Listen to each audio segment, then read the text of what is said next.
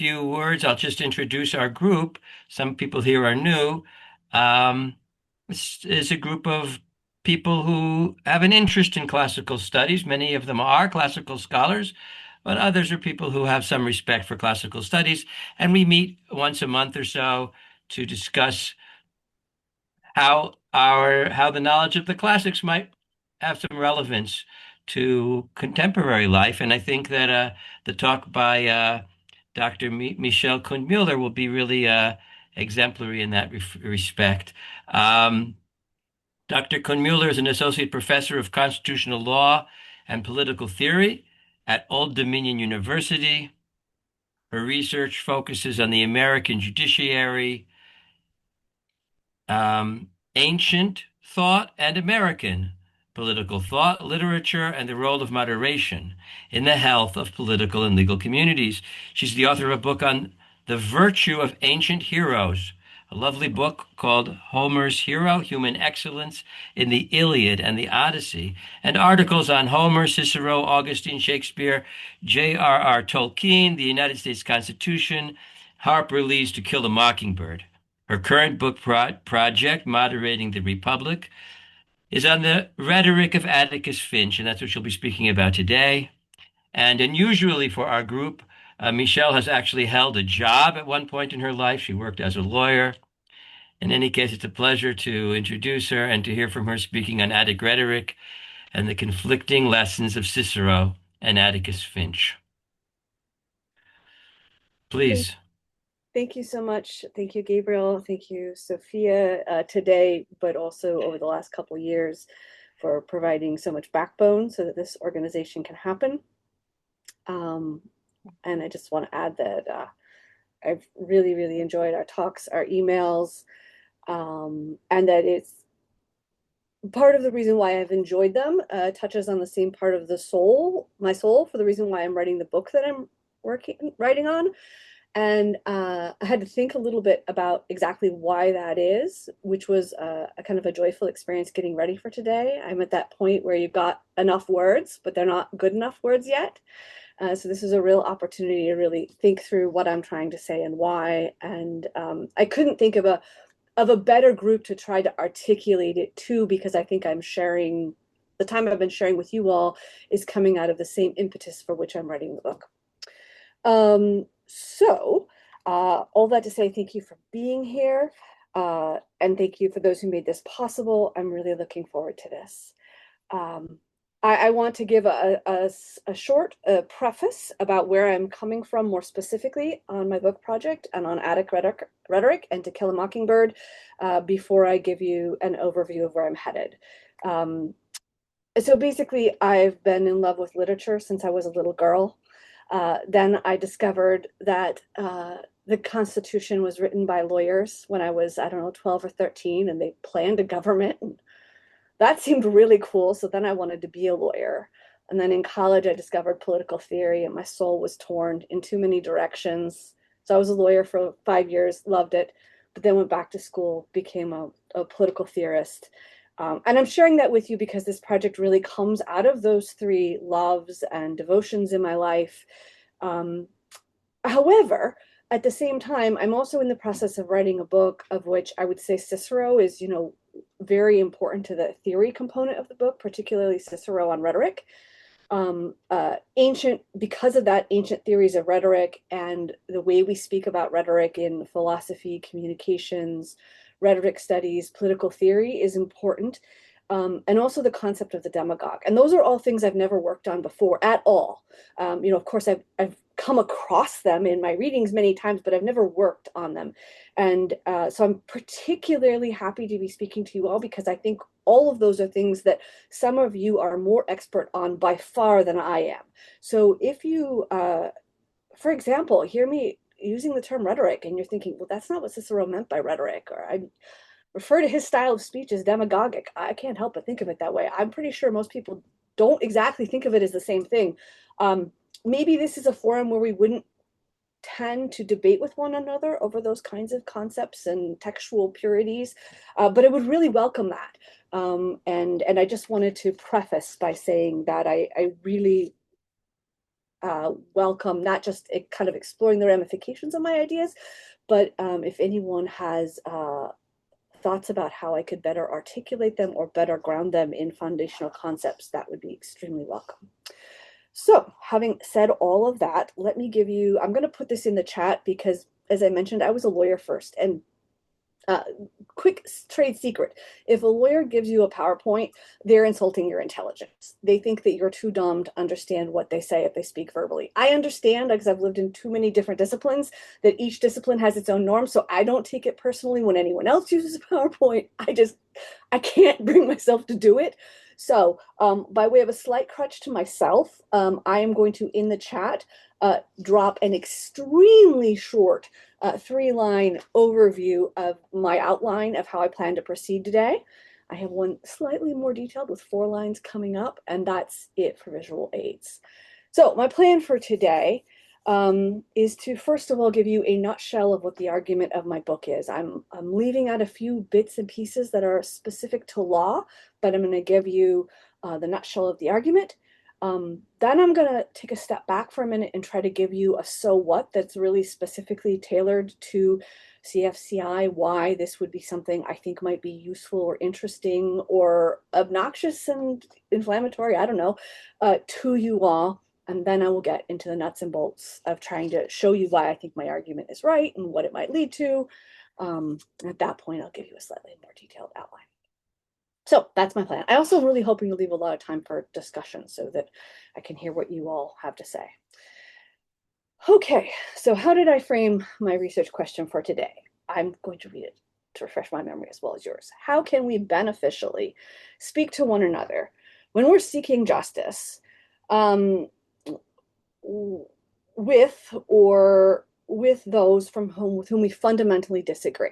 So how do we speak to other people with whom we fundamentally disagree, looking to pave a way towards a more just future, a more just outcome? How is it that we're going to do that? My hypothesis, my answer, and this is not intended to be an exclusive answer. I think it's better than some answers, but it's not intended to be an exclusive answer, is that Attic rhetoric can be part of that answer. I have no idea how many of you all and how many people in classics or who study rhetoric hear about and know that what Attic rhetoric is just the same as, I don't know, someone in political theory who does ancients would know about Plato's Republic. For all I know, those of you who are in classics, that is just like ABCs. Or for all I know, you've never heard of it either, because I hadn't heard of it until I heard of it. I heard its definition, and then it started this project. So that's something I don't know that I'm really curious about. But I think that Attic rhetoric can be part of how we answer that question. So I'm going to start by giving a super brief definition of Attic rhetoric that then I will expand upon later. So I think to me, the most distinctive and important of the qualities of Attic rhetoric, certainly if you're going to be talking about it in the context of To Kill a Mockingbird, is that one uses the same method of speaking, the same style of speaking, regardless of audience, occasion, context. You change it by topic, but not for, I'm speaking to these people, this is how I can get them to agree with me. I'm speaking to these people, this is how I can get them to agree with me. So it's the same style, same method of speaking. Not necessarily same argument, same word, same content, but same method of speaking regardless of context. Second quality is the simplest possible accurate word choice. So this, for example, does not mean that one can't use fancy words, but it means that one doesn't use fancy words for the sake of using fancy words. Probably the most obvious example I can think of in the English language is you would never use the word utilize, you would always use the word use. Of course, each of us, I'm sure, rolls our own eyes at our own discipline-specific vocabulary from time to time. Sometimes those words are exceptionally useful and helpful and say something very specific. In that case, go ahead and use them, but the simplest possible accurate word choice. And thirdly, is that the delivery, and the delivery includes things like gesture, tone, volume, and organization, is directed to persuade your listeners' reason, not to persuade their passions. This actually this reinforces the sameness over various presentations, because since you are trying to present a reasonable argument will vary less from audience to audience and context than will one directed to the passions. So those are the basic definitions: same style and method, regardless of when, where, and to whom you're speaking. Simplest possible accurate word choice, and delivery organization is directed to reason, not to overwhelming or distracting the passions. This definition I'm really pulling out of Cicero. If anyone sitting here listening today says, "Oh no, not Cicero, go read X, Y, and Z," please tell me. I've been begging for this for many years now. So far, no one has corrected me. But if it's one of you all, I would love to know before I submit this manuscript. Well, it certainly sounds like Aristotle. Okay. I'm pulling my definition out of Cicero, who thought that Attic rhetoric was generally speaking competent but weak. And I'll return to that in a little bit. But, I think this style of rhetoric is championed by the novel To Kill a Mockingbird in a very reasonable, moderate, and yet powerful and influential way. I believe that the character Atticus Finch, there have been some other theories thrown out, but I believe that he was named after the Attic School of Rhetoric. I have no burning she read X, Y, and Z or letter to prove this to you. She's famously pretty private, so my chances of running across anything like that are pretty slim. And for those of you who haven't read To Kill a Mockingbird, I'll get back to explaining more about that. But I believe that Atticus Finch can be an exemplar of Attic rhetoric, and that in so doing, he can show us some of its limitations, but also the ways in which, and I think right now I'm articulating this, I think it shows us in ways in which he can incrementally, foundationally, and stably make advances towards living in a more just community, towards more just outcomes via this method of rhetoric. Again, I want to caveat with this with highly limited. On the other hand, what steps towards justice art? Okay. So that's my thumbnail. Let me go on to why I think this might be useful for today and to us.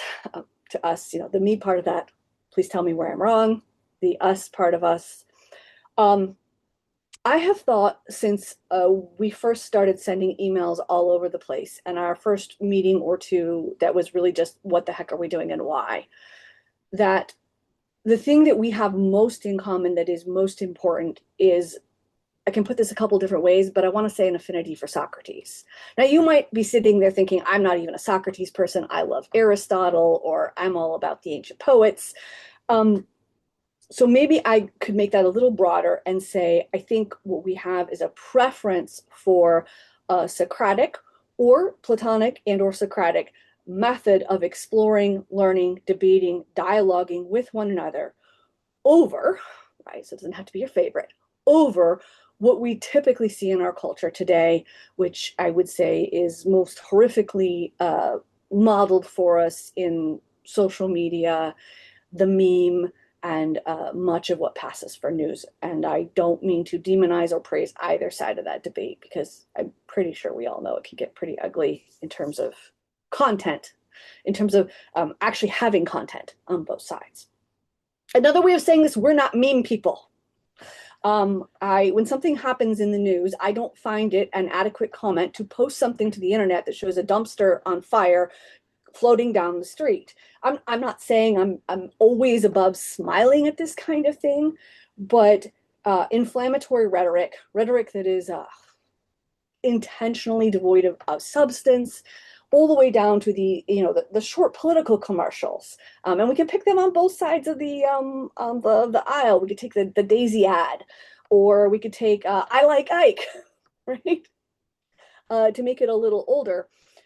This is not how we like to communicate or resolve issues or try to figure out what's true or what it is that we should be doing or what it is that we should be supporting in this world.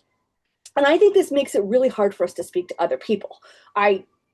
Maybe each of you, to the extent that you're here because communicating with others can be frustrating at times, is here simply because of the substance of your views. But for me, it's not nearly so much about the substance as the method of communicating, the way of conducting a conversation, or what type of speech I want to tune into and listen to, and then compare notes with something else, what I view as worthy of my time, what makes me respect the speaker. So anyway, I think that I'm onto kind of a center of gravity, not necessarily the sole center of gravity in our group. And for that reason, I thought that you all might enjoy and or be willing to be helpful thinking through this. Um, of course, we have like this group, and I presume that we have other kind of scholarly pockets and other friend pockets in our lives where we try to explore ideas and justice in a non-meme. We can just hang all the bad on the meme for shorthand for the purposes of this conversation. It's very nonpartisan, which is not to say that some memes aren't okay and that there isn't a lot of non-meme bad, but we'll go with memes. Um, but how do we engage outside of conversations with others that who share this quality with us? I find this very frustrating and difficult. And this specifically, I think, is where I've tapped into Atticus and what I have to say today. I mean, fundamentally, we have three options. We can fight fire with fire, right? We can come up with better memes. We can say more inflammatory things. Some people are really good at condensing something that's quite rational actually down to a tweet. Um, so I don't mean to wholly bash that, but we can try to fight fire with fire. We can retreat. I'm sorry. This group isn't wholly retreat, but it has some aspect of talking to others who already are sold on this method of talking to it. Or we can try to find something between those two poles, and this is my stab at that. So that's my plea as to why you all should care. I will now get to nuts and bolts, and I will now give you my last visual aid. Cut and paste this into chat. I wrote it ahead of time.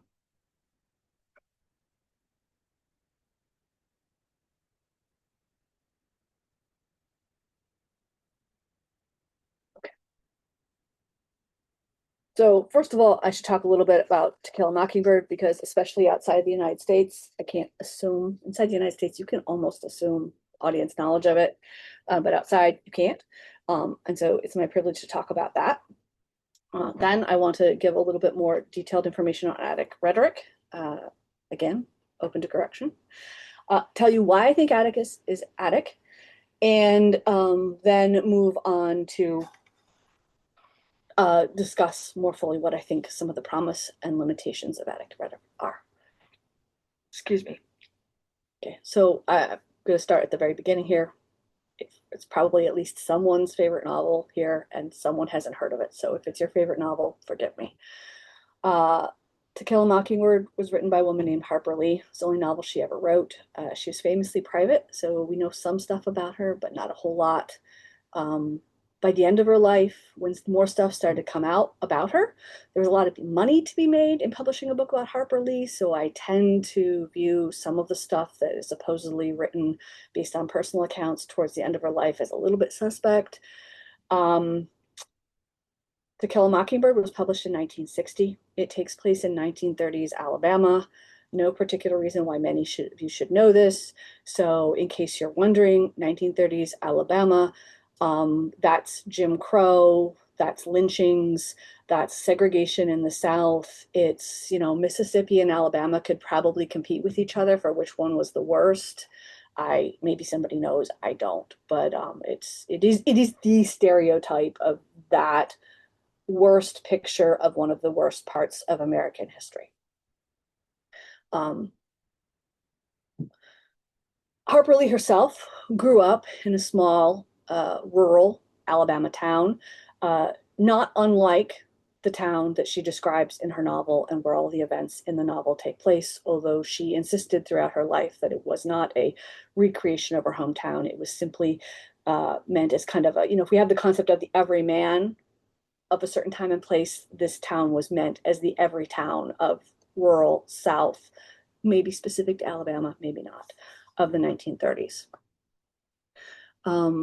It is one of the most read novels in this country, if not the most read novel in the country. It probably is the most assigned novel by anyone from 8th grade on up. It is one of the very few things as a teacher in this country that you can, pretty much trust that enough of your students will be aware of the characters and the general outline of the plot. Maybe It and Romeo and Juliet would be the two stories that you can refer to like that and just kind of assume a certain kind of background novel knowledge. It's remarkable in that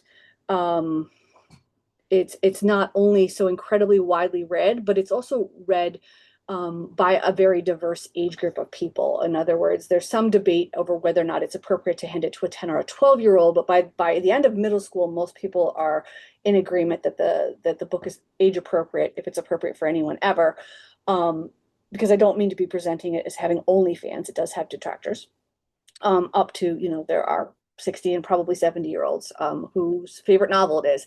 I remember seeing this guy who was 6'4", I kid you not, come up to me at a conference. He wasn't a scholar, and he's like, in 8th grade, I had to come to school as my favorite author. He's like this giant redhead, and he's like, I came to school as Harper Lee. So it inspires this kind of insane infatuation.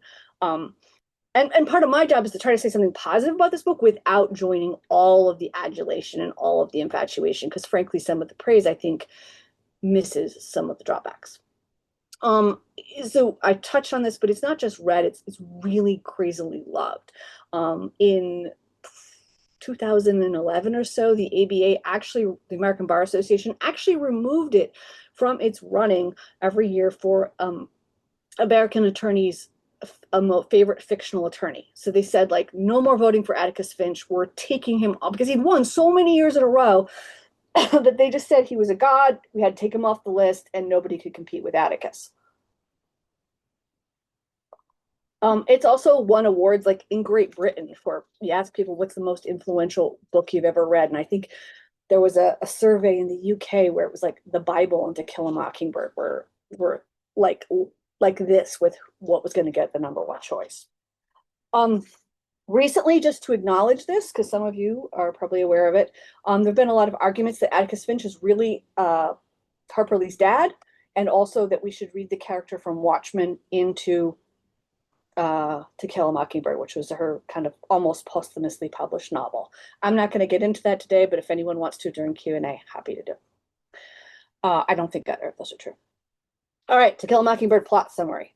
The novel is narrated in the first person by the character Scout. At the time the events of the novel are taking place, she's about 6 to about 9 years old.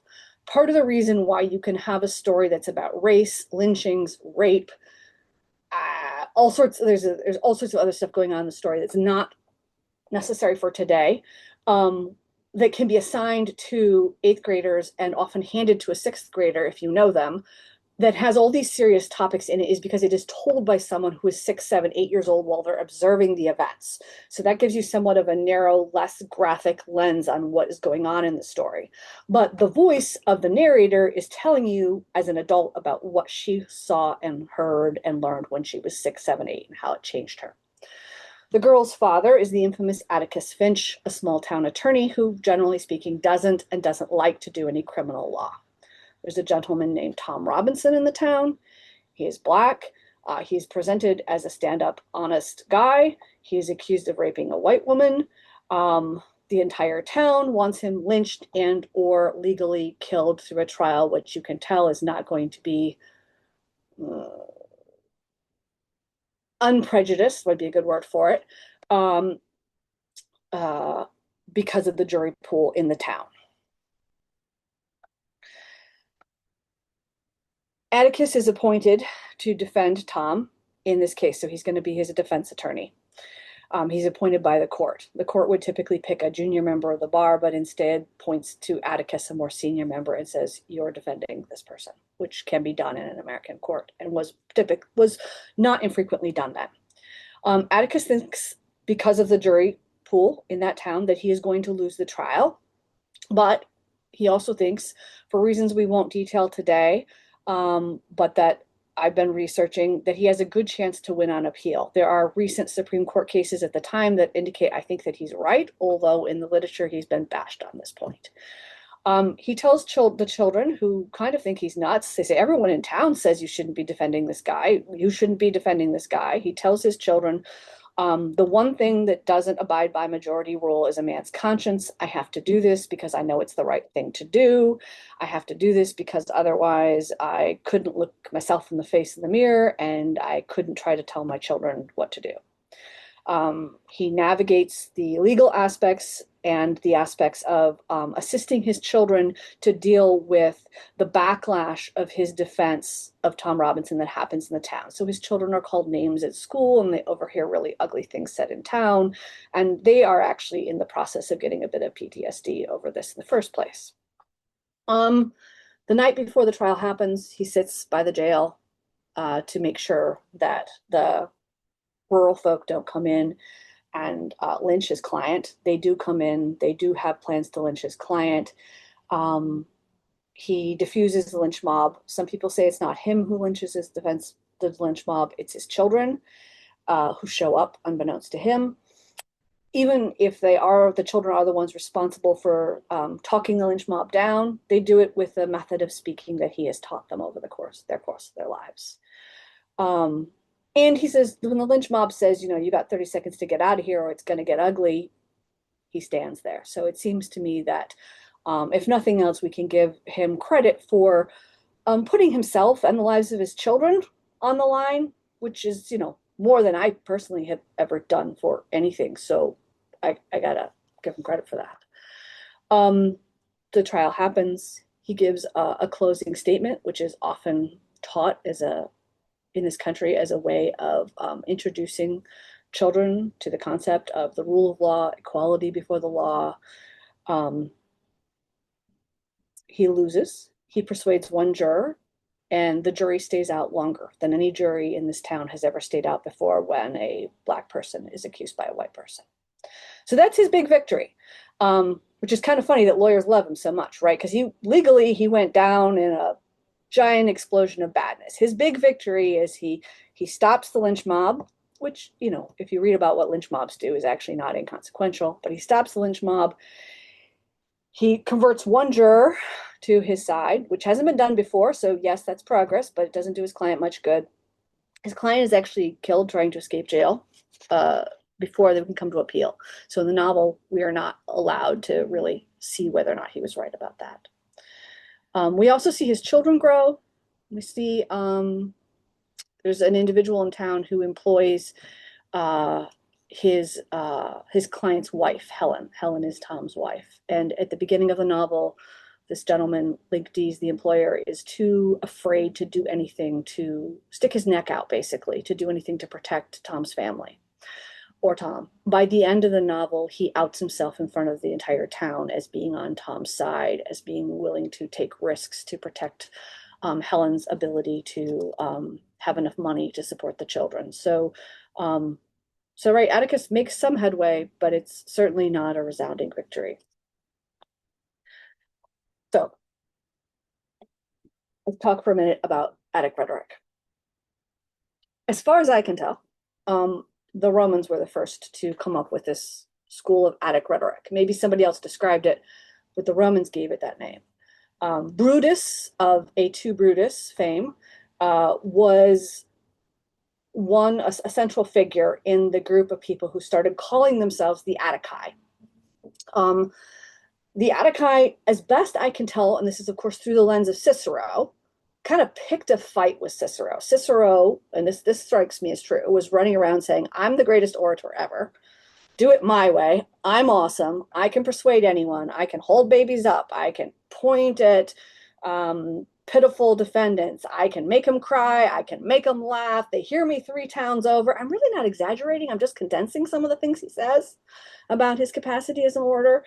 But the Attici, again, presented through his lens, come to him and they say, nope, that's not how it's done. It needs to be done according to our more rational method that seeks to convert the reason of our listeners rather than the the passions of our listeners.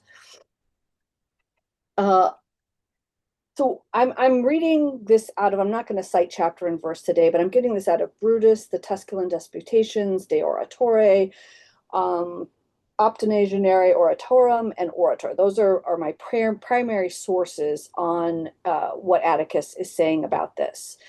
Atticus also, excuse me, about Cicero saying about this. He also has a problem with the name that the Attici give themselves. He says, you're naming yourself after this region and period in Greek oratory.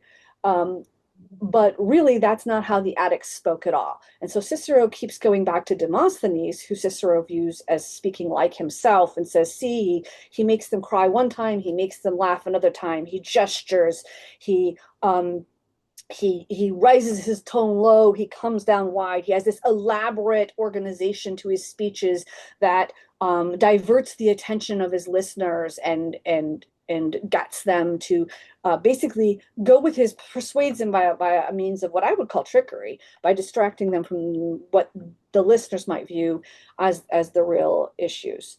So Cicero has this debate with the title Attici. And this makes the reading a little tricky because at times he will take a quality that, say, Demosthenes uses and say, see, that's Attic rhetoric. And so you'll catch him saying Attic rhetoric is the opposite of all these things I've said Attic rhetoric is. But his point when he's doing that is he's pointing out, no, that's not really how the Attics spoke.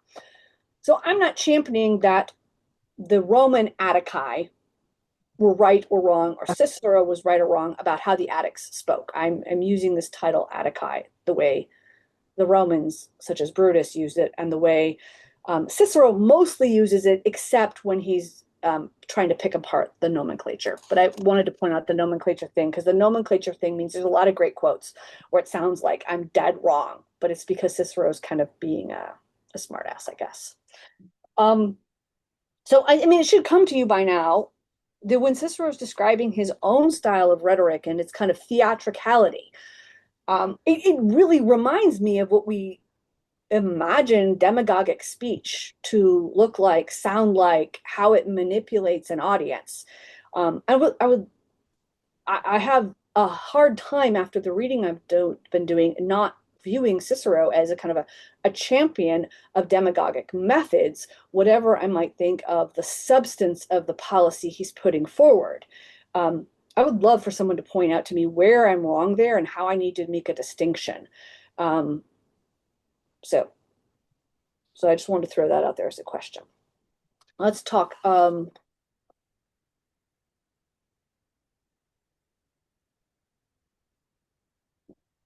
Looking at my notes, sorry. So I don't want to present Atticus Cicero as saying that Attic rhetoric is only and always bad. He gives it this limited kind of praise, but I think the limited kind of praise is actually very helpful in terms of getting a good idea of what Attic rhetoric is. And some of this, sounds quite praise, like a lot of praise to me. He calls it an old-fashioned kind of plainness. He makes fun of it for being, well, that's how philosophers and teachers talk. He says it's fastidious. He says it has a kind of a muscular strength that's fit for the gym, but not Olympia. He says it's elegant and neat. This is my favorite. He says it has the elegance of a woman who is most attractive without ornament. This gives you an idea, too, of what he thinks of his own style. His own style is clearly made up with a lot of makeup and finery and distraction and perfume. He's not winning me over, I have to admit. Maybe I'm overly prejudiced against him, in which case, please tell me where I'm going wrong.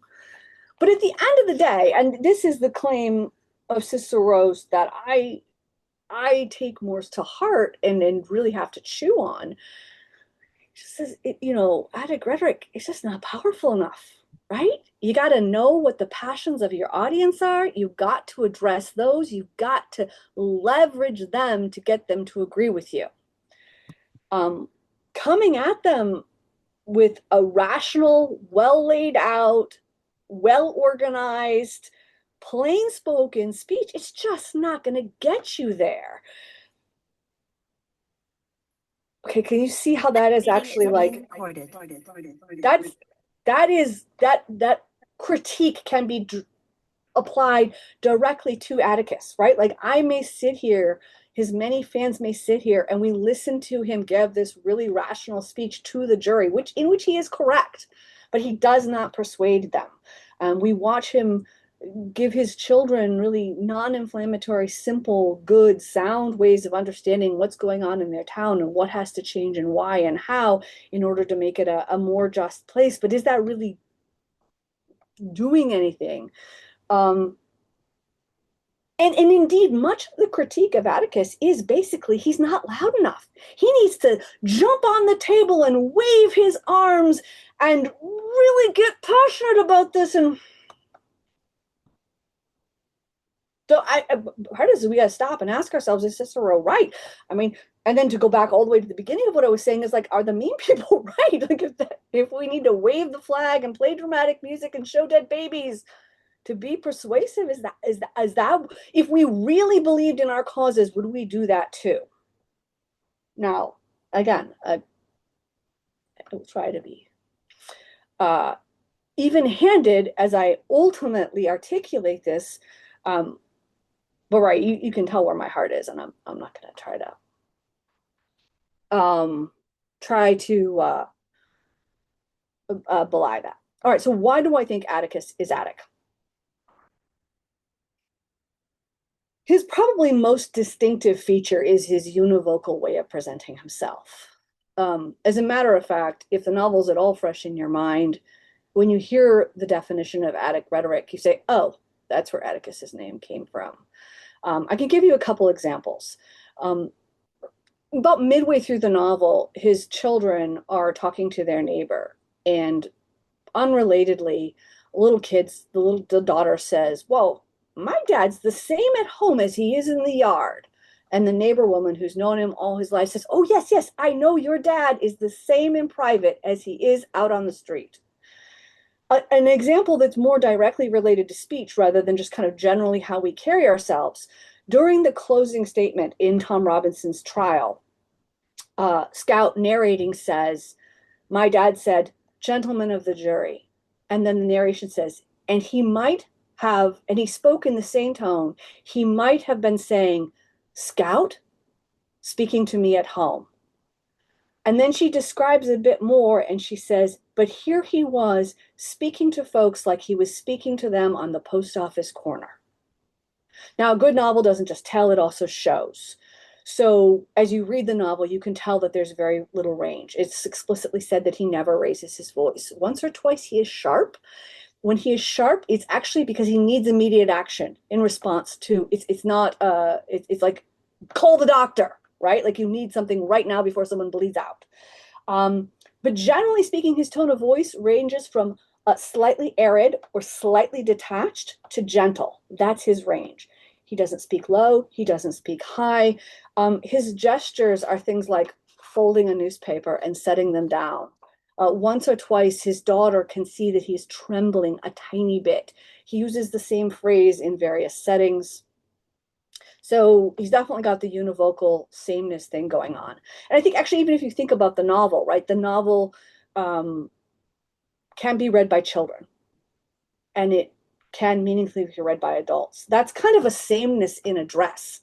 If we all can listen to Atticus, Attic's speech is working that way in this novel that has this incredible breadth of people that are able to hear it, that his rhetoric makes sense to. Actually, I've heard that it's being used at school in India a lot recently. So that would, again, say something along these lines. Simplest accurate word choice, again, 8th graders read the book, so that probably pretty much covers that. 8th graders read his defense of things like procedural justice and equality before the law and explanation of white supremacy and so on and so forth. So I'm not going to belabor at that point right now.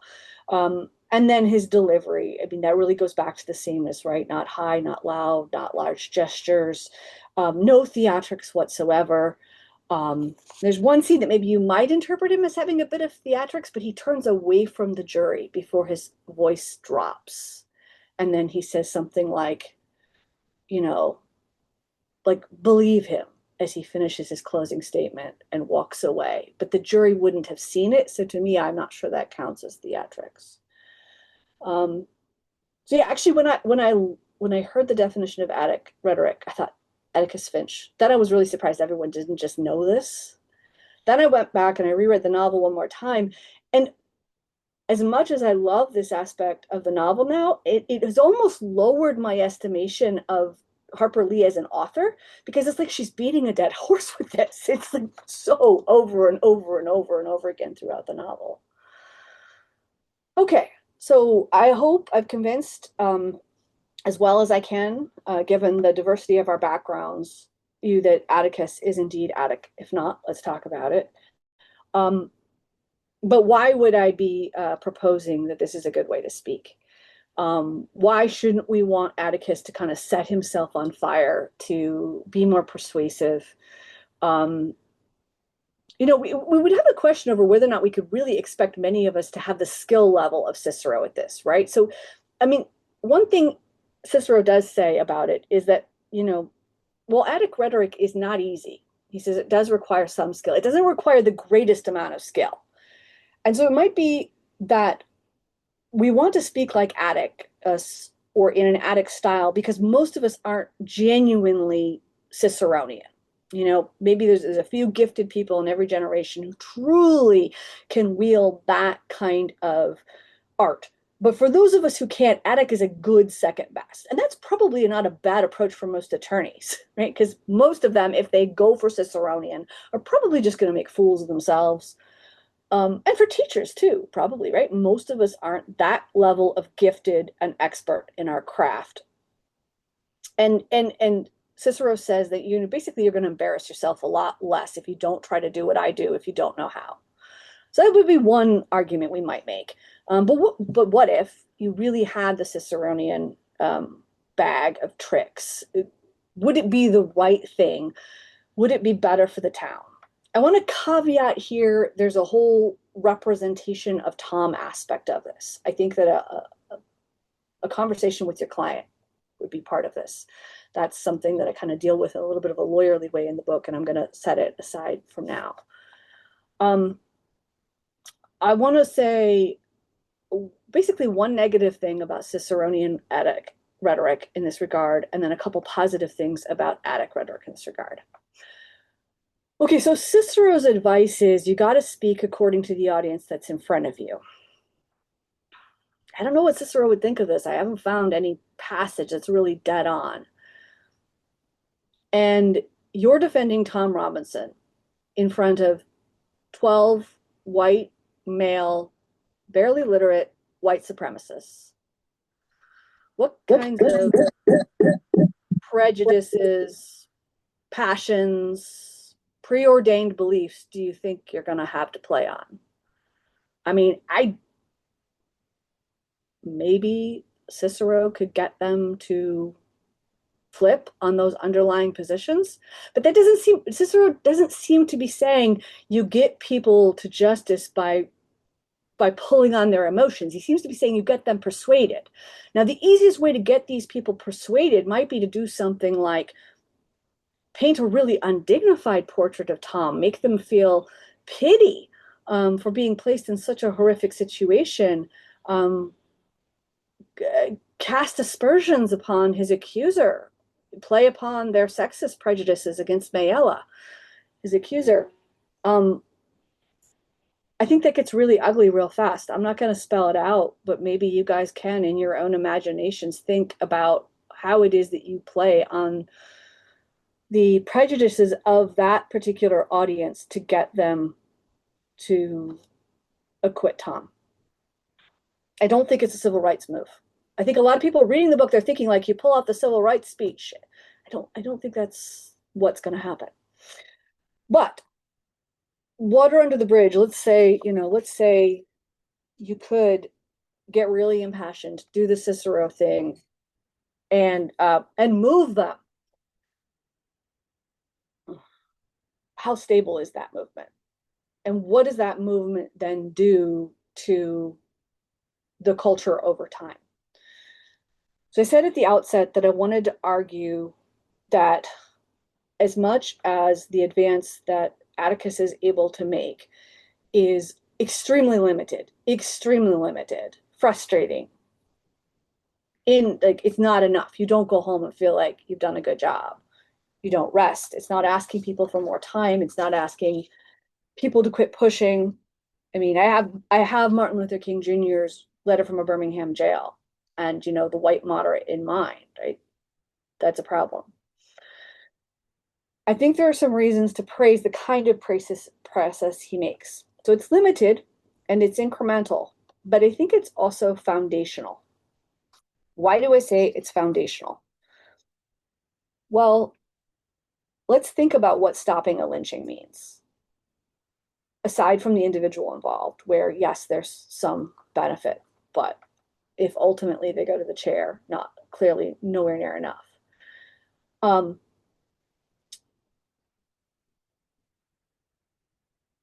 You have moved from a system that has no element of rule of law, a system that is simply mob reaction, to a system that has an element of rule of law, which is actually getting to a trial. Now, is that trial a good trial? Is that trial a fair trial?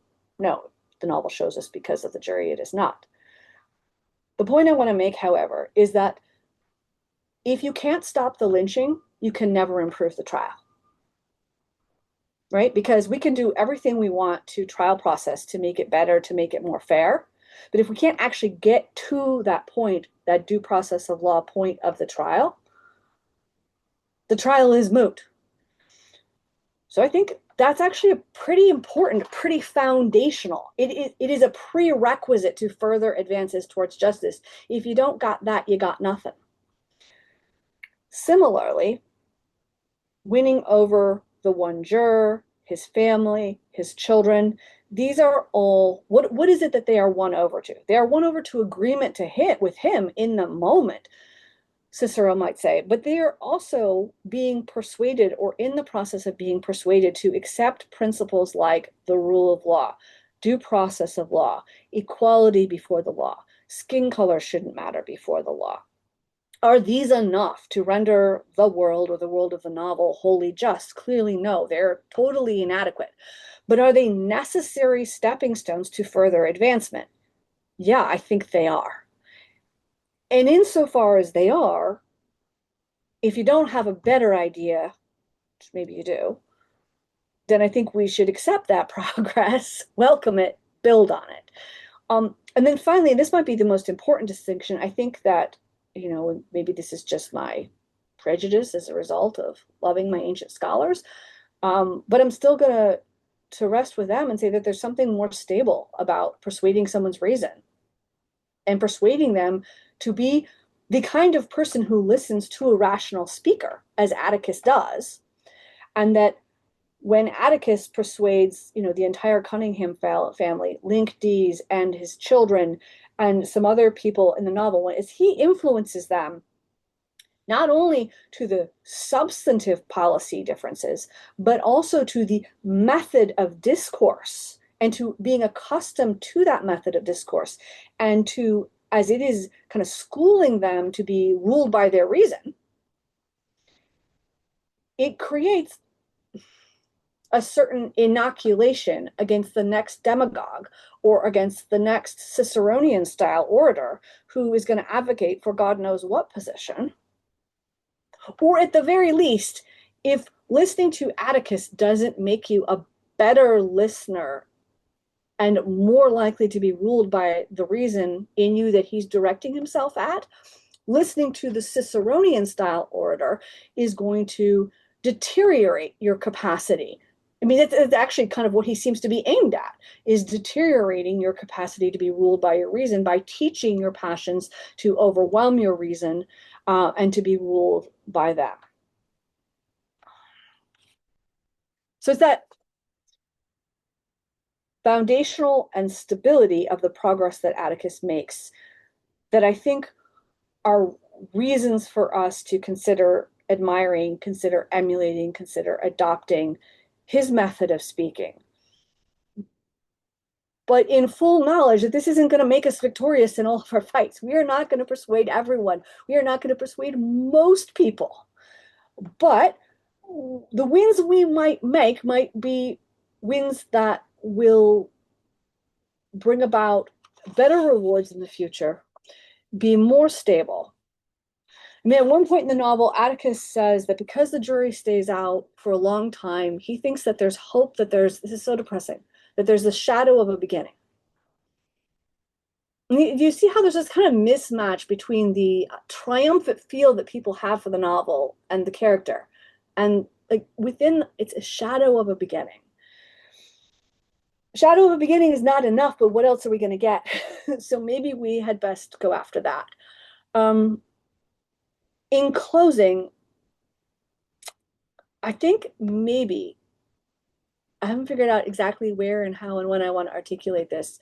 The secret magic to the extent that, you know, we think it's worth it, of Atticus's approach to speaking to people and of Attic speech more generally, is that if you treat your fellow humans like they're rational creatures, even when they're not acting like it, you're more likely to develop and bring that out and help that be what rules in them. And that's what Atticus does. He talks to everybody, children, white supremacists, little old ladies who are drugged out of their mind. He treats everybody, he addresses the reason in them.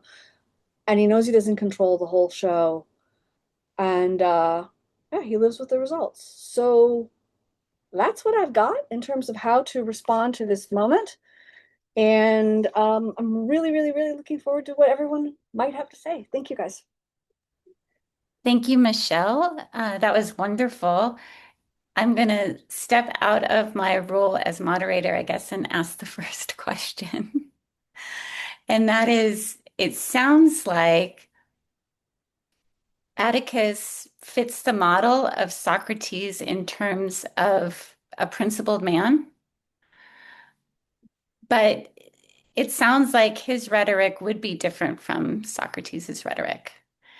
And I'm not familiar with Cicero's account of Attic rhetoric, but I am more familiar with Aristotle's rhetoric. Mhm. And he famously says that there are three modes of persuasion, right? Ethos, pathos, and logos. And even though it's best, right, to persuade with logos, a lot of people are persuaded by pathos and ethos, which is why we need to be familiar with those modes as well. And so I wonder if Cicero is somehow correcting the way that the Athenians did rhetoric, because we have examples of Alcibiades where he would exaggerate his lisp so that he could be more persuasive. Socrates himself, as Plato portrays him, uh, is unusual. He has the earlier accusers, he brings them in. And so he does try to persuade with logos, but he also he relies heavily on his own ethos as well. But what the two novels, I mean, Plato's Apology and To Kill a Mockingbird have in common is that reasoned rhetoric fails. And so I don't know. So I guess that's what I'm questioning whether Cicero wanted to correct the rhetoric of Athens because it also failed, right? And the way that Alcibiades persuaded the Athenians to go to war, to go to battle, ultimately ended in Athens' demise, right? The Peloponnesian War. And so I wonder if Cicero is correcting, and this is the way we should persuade. We should only persuade with reason. I don't know. So it didn't sound like the Athenian rhetoric when you were describing Attic rhetoric. So that's all. When you started out, you said something about how maybe Socrates would think that Atticus was a principled man, but not something. What was the but not? Oh, that he was a principled man, but his rhetoric's not the same as Socrates' rhetoric. I mean, Yeah. Socrates does I mean, he speaks rationally, but it's also in a way emotionally charged, I would say.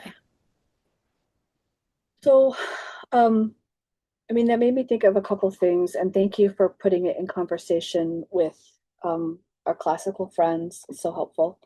Um, I think that you are right that Attic rhetoric is not the way the bulk of the Attics spoke. I think Cicero wins that debate. However, something can be misnamed, right? And it could still be a good thing or a bad thing. But then maybe your bigger point is, yeah, but if you look at it, the type of rhetoric that prevailed in Attica, as well as when Cicero prevailed, um, and read your Julius Caesar if you with Shakespeare's version of it if you want to see the more Attic speech failing again. So yeah, you're going to lose. But I think the question, and I think that this is part of the critique of Atticus that we're getting now is like a noble defeat is not a noble defeat. Like you need to pick up your sword. Um, but the question I'm trying to push back on is, and again, I need to caveat my zealous defense of my client part of it. That is probably too complex to get into here, and the split duties of the attorney. And right, we need to not objectify Tom, and that is its own whole discussion. But in terms of just asking net benefit for the culture you're in, we're all engaged in this culture right now where we can't even talk to people. We can't even talk with each other. And it seems to me that it is this shortcut to the passions in large part that has wrought that culture. And so it's a little bit like it's a path dependent thing, right? If it snowballs over time into a people who can't even talk to each other, then perhaps it's better to lose certain battles and yet maintain as much as is possible, which will not be a lot, but as much as is possible, the capacity to speak rationally with one another and to be less susceptible to that kind of speech. So this is kind of a a strategy for controlled loss. I remember I spoke to a press editor once, and he was like, "Our goal is to lose money as wisely as possible." This is not a path to victory. This is a path to in aggregate better culture that has more capacity to speak rationally to one another.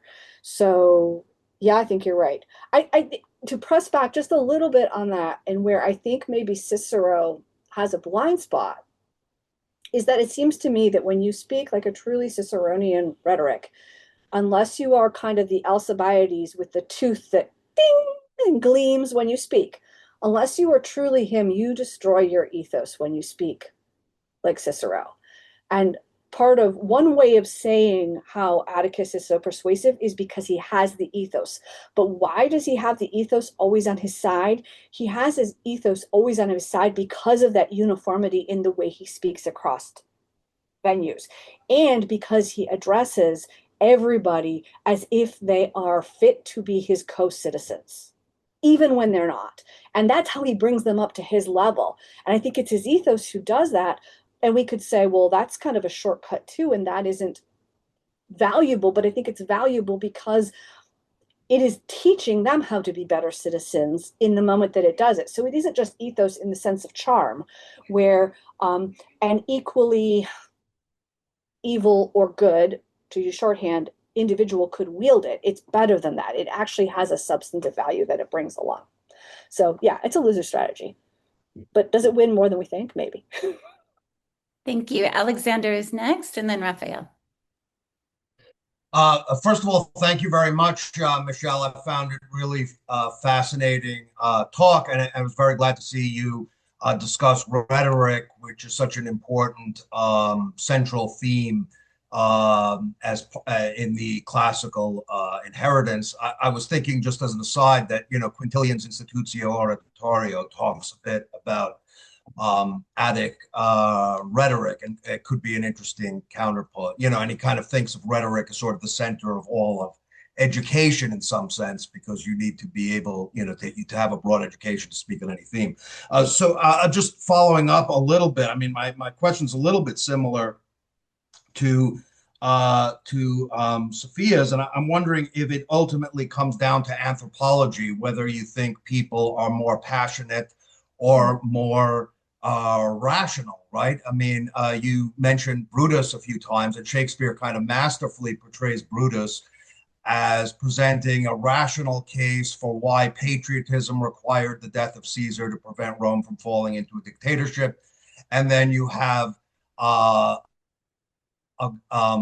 Mark Antony pulling out all the Ciceronian stops of irony and emotional pauses, and reminding the Romans of how Caesar wept for them and his generosity to the people of Rome, and pausing before the tomb of Caesar and forth. And of course, the crowd all goes for Mark Antony, and Brutus ends up with his power gone and ultimately destroyed. Right? So part of this whole question of rhetoric seems to be about practical efficacy. So let's say we consider Socrates in some sense the representative of logos, right? But in the Gorgias, Socrates, Callicles kind of tells him, that you're going to end up dead, basically, Socrates, if you keep going on this route, and Socrates is okay with that. He's not about practical efficacy. He's about the good of the soul, right? But Cicero is about practical efficacy. So what I see Cicero as doing is how do you bring the moral wisdom of the Socratic tradition together with actually succeeding in something in the political world where people are guided by their emotions. So I'm just sticking up for Cicero, I guess, a little bit, and I'm just wondering what you think of that argument. I mean, you seem to be sort of conceding that it's not going to work very often to just go with calm logos and not appeal to emotions. I would also just say it as a side, if American political rhetoric reached the levels of Ciceronian eloquence, I would be very pleased. just as an aside, if that were to happen sometime soon, in spite of the obvious commonality in appealing to the passion. So that's all I have to say. Yeah, thank you. Good points. I think that one thing that's really kind of interesting is that I feel myself like I feel my passion rousing talking about Atticus, whom I love, right? For all his faults.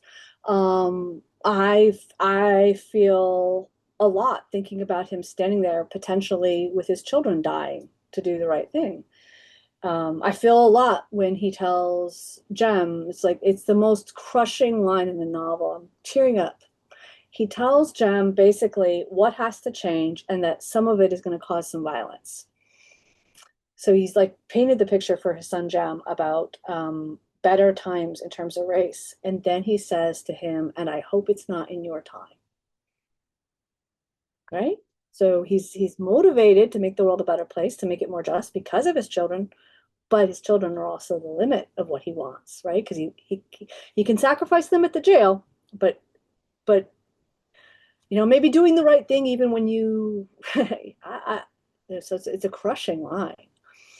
Okay, so what's my point of illustrating the emotion that's tied to these things is that the point of Attic speech is not to be passionless. It is not to be devoid of aesthetic appeal. Is that you're not directed at it.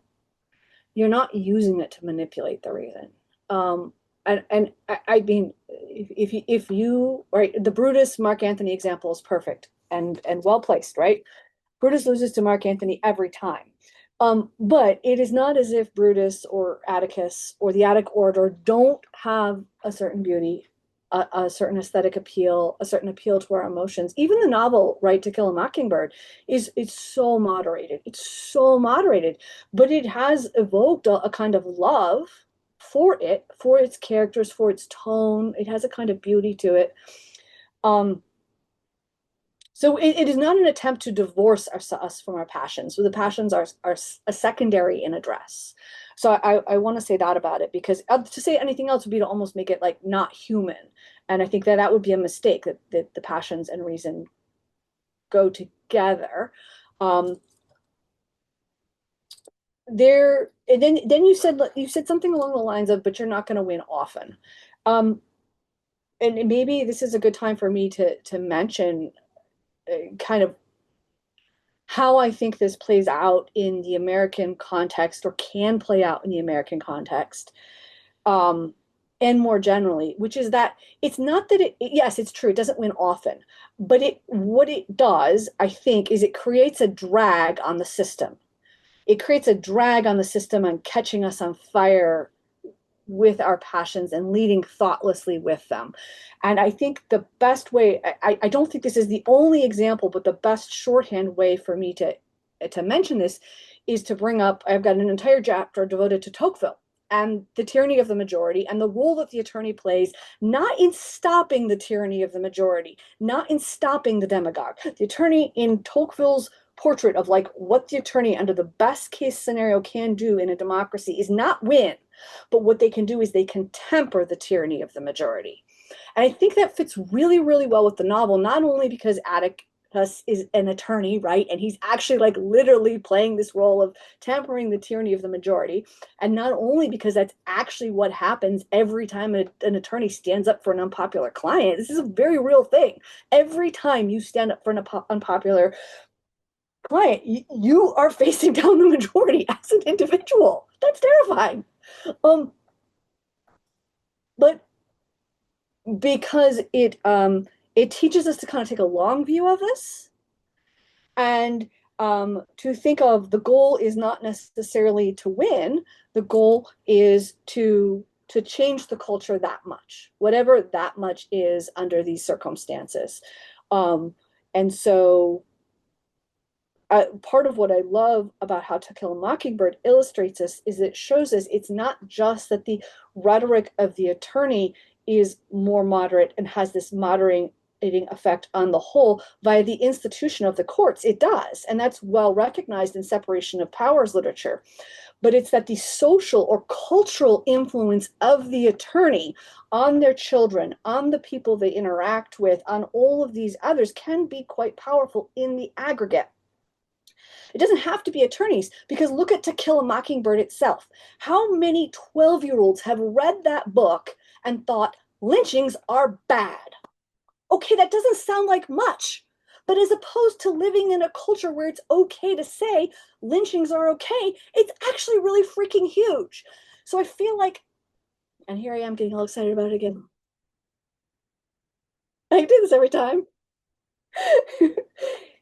I feel like some of the wins that we get out of To Kill a Mockingbird, out of Atticus Finch, out of examples of Attic speech are like air to us. We don't even see. I mean, think about how for the average person who comes through most of our classes, a few of us might be really theatrical teachers, right?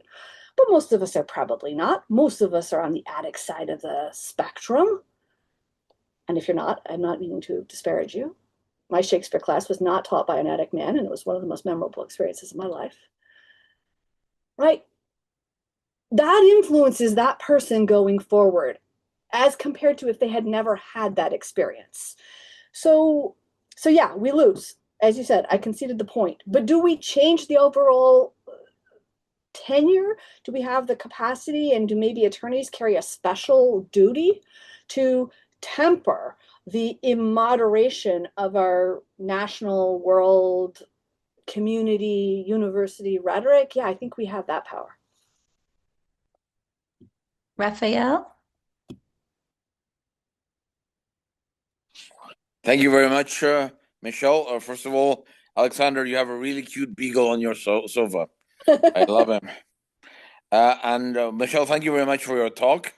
And, I think everyone here agrees how important it is for our leaders to have a certain rhetorical decor.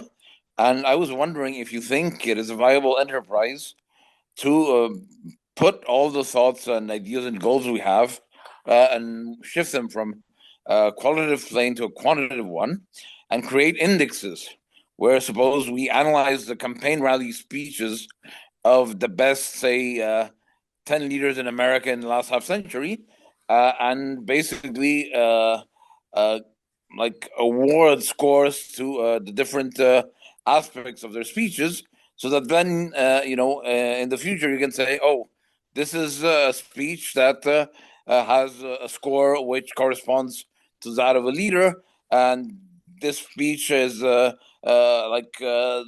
these campaign rally speeches are those of a demagogue, in a way that is not subjective, that is not moralizing, but is actually empirical, statistic, and neutral.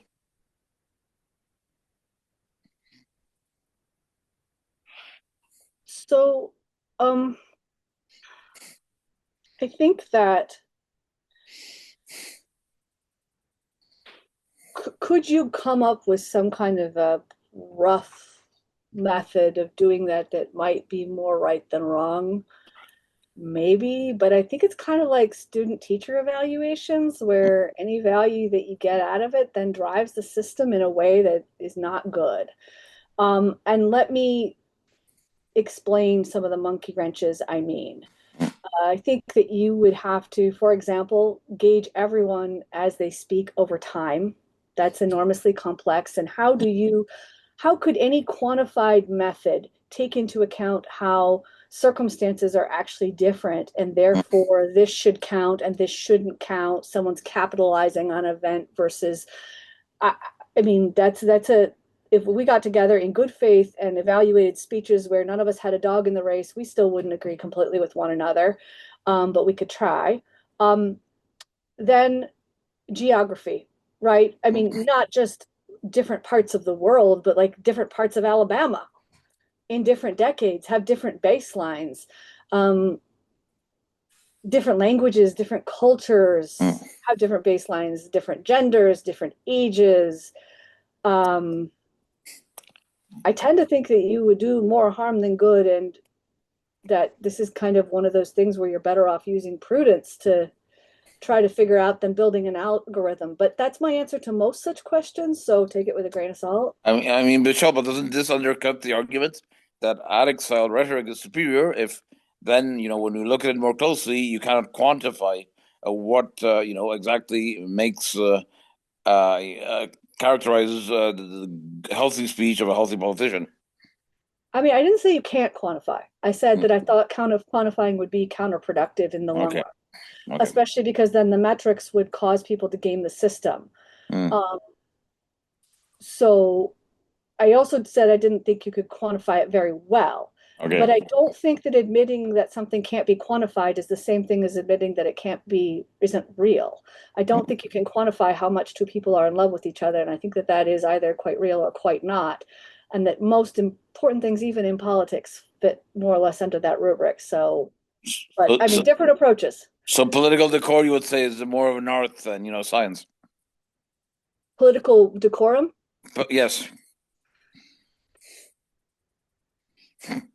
More of an art than a science. Oh, well, those two words, right, they have a lot of background, and I'm not well enough schooled in all of it to ask you, like, are you using this or that definition? So it really depends on what you mean by science. I mean, depending on what you mean by it, I am not a political scientist, or I am a political scientist. So no, I mean, it's just like, I don't know, do you think everything has to be quantifiable to be a science? No, but I'm saying it's something intuitive. Like if a politician speaks in a way that's constructive, you cannot basically measure it empirically, because otherwise, as you say, politicians game the system. But at the same time, it's something you feel intuitively. No, it's not intuitive. It's based on a lot of, different data points and judgments over time. And, we could have intelligent discussions about that. We might change each other's opinions. So I don't think it's intuitive at all. But then if it's not intuitive, not quantifiable. Okay, but if it's not intuitive, then why is it not quantifiable? Because affixing a number to it is nonsense. Well, let's move on. It's like predator risk rating. Thank you, Raphael. Let's Okay. move on. I invite David to speak.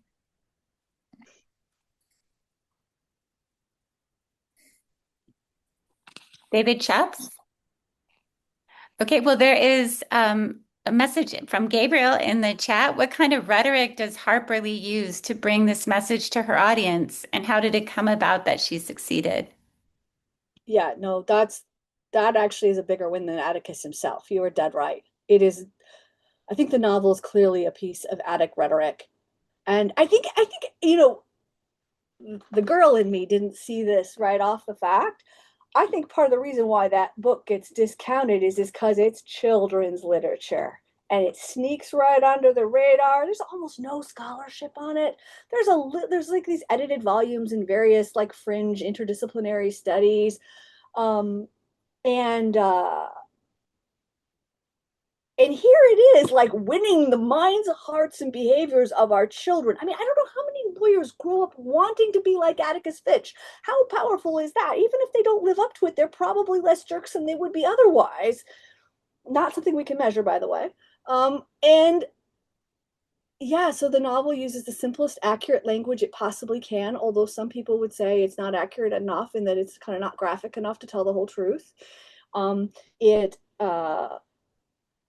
It is chronological with a few changes in time. The tone is like this mellow, soft. I varied my tone more today than the novel varies its. It's without theatrics, it's without distractions. I think one of the critiques of the novel that's been made that I think is kind of interesting is it says like, well, how come we don't get to see Helen, Tom's wife, firsthand? How come we don't get to see the baby? How come we don't get to see the suffering family and children? And I get where that critique is coming from, and there ought to be literature that covers that. But I think the reason why I think Harper Lee is doing exactly the same thing that Atticus does and that Cicero doesn't, which is she's not holding up the baby and making you cry. She's not winning you over with pathos. She's winning you over with your reason.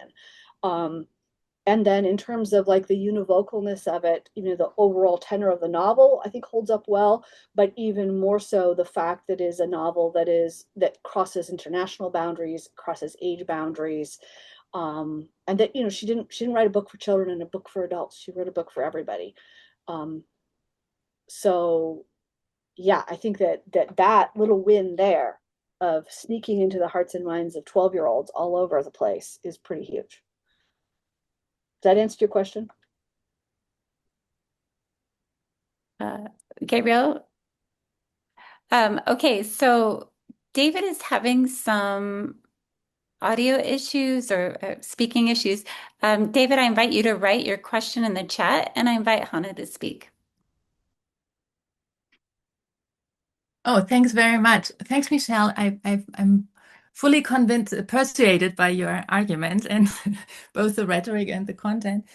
I found one thing very interesting. You mentioned that the Attic rhetoric is aimed more or functions more as a prerequisite of justice than of justice itself. Could you go elaborate a little bit about this? Would you say this is generally a feature of Attic rhetoric, that it's sort of not just the effect with the audience, but the long-term effect and more the prerequisite? Could you explain that a bit more? So, I mean, I guess I'm thinking that there's kind of two different ways to answer your question. One would be kind of just like the Attic rhetoric itself and creating a culture that is willing to listen to or engage in or more likely to engage in more Attic speech. If Attic speech is a good pathway towards justice, then there we could see it as a prerequisite because we're not just emailing each other memes and thundering at each other, but it's kind of clearing the air. It's making us want to sit down and have an actual conversation with each other, listen to a speech with some substance in it. So that would be one way of getting to your question. But what I meant was that the victories that Atticus wins are hard to see because what we want in a victory is Tom to be acquitted right then and there. And the whole town to take down segregation and say it's sorry and quit doing all the bad things they're doing. None of those things happen. But the wins that are achieved are things that are necessary in order for Tom to be acquitted, in order for the white supremacists to give up their privilege, in order for the children in town to be in the same schools and segregation to cease. And what do I mean by that is that people like the Cumminghams, the rural voters in the community, have to want there to be a trial instead of a lynching, because there's too many of them. If they want them to be lynchings, there'll be lynchings. And they not only have to want there to be a trial, but then they want that trial. They have to be willing to participate in and want a trial in which people are judged equally, regardless of their skin color. Or, right, everything we know and talk about today, they probably aren't literally capable of that, but even wanting to be capable of that is better than not wanting to do that. And so I think that's what I mean by prerequisite, is I have a hard time seeing how you can make any advances towards the things that I think pretty much everyone wants when they read that novel, in terms of more justice, without the good things that do happen happening first. Is that, generally speaking, a quality of Attic rhetoric, that the victories it wins will be foundational building blocks, things that are necessary for even greater good change to happen. In terms of conversation and how we talk to each other, and the culture valuing a rational approach as opposed to a noisy, emotion-pulling television commercial? Yes, I think so. But in the sense that I just described out of To Kill a Mockingbird, I'm not sure. But if you think about Tocqueville's logic about tempering the tyranny of the majority, right? Tempering the tyranny of the majority doesn't necessarily mean you're going to get the right result, but it does mean you create the drag on the impetus, for example, to ignore the rule of law. Then that logic would seem to make a lot of sense, that you would see that more than once. But I don't know. I hadn't thought about it that way. Thank you, Michelle. Matthew, you're invited to speak. Okay, good. I was actually writing my question, but I'm happy to give it by voice. I grew up in the South in North Carolina, and in later times, but it was an interesting period, 1960s, and I loved the novel. It changed me in a way. My question is about the highly acclaimed film starring Gregory Peck. Do you believe the writer and director of that film captured these aspects of the rhetoric, and how do you think that they managed to do that? So I guess Harper Lee thought it did. So that isn't necessarily the end of the story, but it's an important piece of the story. A lot of people say the novel is more Atticus-centric. The things that I omitted today are a lot of them the things the movie omits, because I'm focused on that Atticus piece of the puzzle. The choice to keep the film black and white, I think, really coheres nicely with that. And the way the film is so kind of sedate. If you didn't have volume, it would be boring.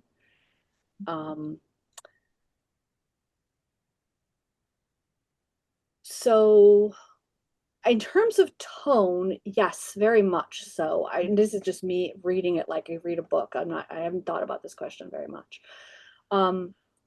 In terms of presenting the way that Attic rhetoric, right? We all know as teachers, it is really hard to present a complicated concept so that our freshmen and sophomores can understand it without sacrificing the concept. And that the better we are as teachers, the calmer, the more organized, we know this as teachers. An Atticus and a good attorney is like that. A good attorney is like that. And so maybe the novel, right, because it gives shorter shrift to the way Atticus's conversations with his children reflect what he says in public, reflect what he says in the courtroom, and the full courtroom closing speech. I could see someone saying, yeah, to get the real force of this, you need the novel. But another way of answering that question might be to say, is the movie Attic in its way of speaking to us? Yeah, I think so, especially if you compare it to the way like a typical modern film that's just like meant to make you feel, not think. So yeah, I hope that answers your question. Yeah, thank you very much. So I have David's point. First of all, can you hear me now? Oh, yes. Now we can hear you. Did you come back in? Okay. Please. My computer is doing funny things. Perfect. Okay. So first of all, what I wanted to say was that um, Attic oratory, real Attic oratory, it's a style. It's not. It's not supposed to be. Your main point that we have to start talking civilly to each other is a well taken and often mentioned point. You can use Attic oratory to play on the emotions. Lysias does it very effectively.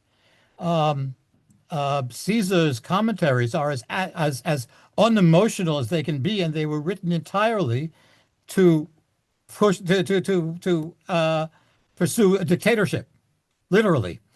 I wondered as I was thinking about this speech, I was wondering whether it was there was any historical in Julius Caesar in their two speeches. Brutus speaks in prose and Mark Antony speaks in iambic pentameters, and I wondered whether was that just because um, uh, he was he was he was showing off Mark Antony's bigger rhetorical skills, or whether he was actually trying to contrast the Attic Brutus, because the historic Brutus was indeed used the Attic style. Lysias, it says when Lysias writes about the murder of his brother, he without raising his voice, he is extremely effective at playing on our emotions. Now, Atticus Finch is in a situation, as you say, you have to know your audience, and he does. And he's talking to people. The more emotional they get, the more he's going to lose them. He knows where their emotions are, and he knows how to talk to them. And to an extent, I think that one of the things that the book does, we Northerners tend to think of the book as talking about against prejudice and against lynching and against segregation. It also shows you that all these crackers, as they call them, you can talk to them, and when you talk to them quietly, they are intelligent people, and it's well documented all over that when you get together, MAGA Trumpists and Mamdani socialists, and they can talk very intelligently to each other, very well. And one of our problems is that we're constantly talking through one directional, unlike this Zoom meeting, through one dimensional things where one person is talking at another. But in that, I don't know. Oh, and the last thing I wanted to say was that good Attic oratory is just as hard as good Ciceronian oratory. The an Atticist, I remember Michael Alexander, when he was undergraduate, wrote a paper in which he referred to Cicero as that speaker as famous for centuries as for bombast. And David, we're running out of time. Can you? So those are all my general things. Will changing the style help? Is my question. So first of all, just let me thank you for the many leads, thoughts, and intentions you gave me there. I really appreciate that. Obviously, I don't have time to respond to all of them, but thank you. Briefly, two things that might be relevant in response to what you said. First of all, I don't think I've thought about this, right? I don't think Attic oratory is just civility. Maybe a bit of a stretch for me to be applying the concept to basically conversation, not just standing up in front of a group and talking.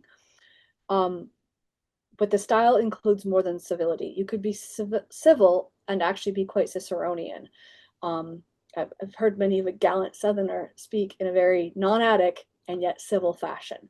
So I think there's a distinction there, and that the distinction is important. But I take your point, and I need to make sure that I make it. So thank you.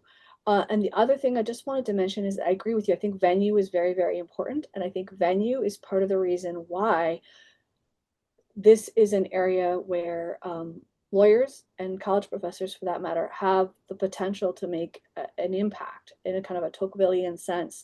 We have a particular venue that we speak in that does favor Attic style more than most of the speech in our cultures, and that is valuable. And part of the reason why I'm writing this book is I'm hoping that I can teach attorneys what it is that they do that's good and how they can accentuate it. So Thank I'm you. going to invite Hayden to speak if he had his hand up and then David came in. So Hayden, do you want to give your question or do you want to pass? Hayden Nelson? Had to figure out where the audio was. Sorry, can you hear me? Yes, we can hear you. Well, it's shorter than I planned because Matthew stole some of my material in advance. But I wanted to say that this work first came to my attention at age 12. It was 1962, and it was because Mom took us to a new movie. And by the time I actually looked at the novel, I had a hard time not seeing Gregory Peck. Uh, and I'd hazard that the movie has had probably at least as much effect as the novel. And that's not a comment on literacy, it's a comment on the effectiveness of that film. And to illustrate that, Mom was quite excited about the civil rights movement. So the next year, which was 63, she got tickets and took us down to Congress. And we got to hear some well-known guys testify while they were considering the civil rights bill. One of them was the governor of Alabama, and the other one was the president's brother, who's a lawyer. And on different days, they went head to head. And, you know, I was 13. It's a little hard to remember it clearly, but you do get impressions. And I remember the governor, who always had kind of an aggressive physiognomy, I would say, came across pretty hard. You know, the communists were behind it and so on. It's a little remembered fact about Kennedy that the burden of his argument on that occasion was to try to calm down some of the real enthusiasts in the party because he was worried about it not passing. So he Was the adopted governor a kind of Wallace? Was Wallace the governor? Sorry, was Wallace the governor? Yeah, Was it Wallace? George Wallace. Okay. Yeah, it was quite an opportunity. We lived right outside Washington, so we just had to go downtown. But what I'm trying to say is the rhetorical styles were noticeably distinct. And the irony, of course, is that Wallace probably knew he was fighting a losing cause. And Kennedy had the luxury of going about trying to usher the bill through Congress by keeping it from being too extreme. So there's a little autobiographical note. Oh, one other thing. If we're going to be comparing this to Socrates, I want to know whether it's Plato's Socrates, Aristophanes' Socrates, or maybe Xenophon's Socrates. I'll bet Gabriel has an opinion on that. Michelle, do you That's it want for to me. respond and then we'll conclude?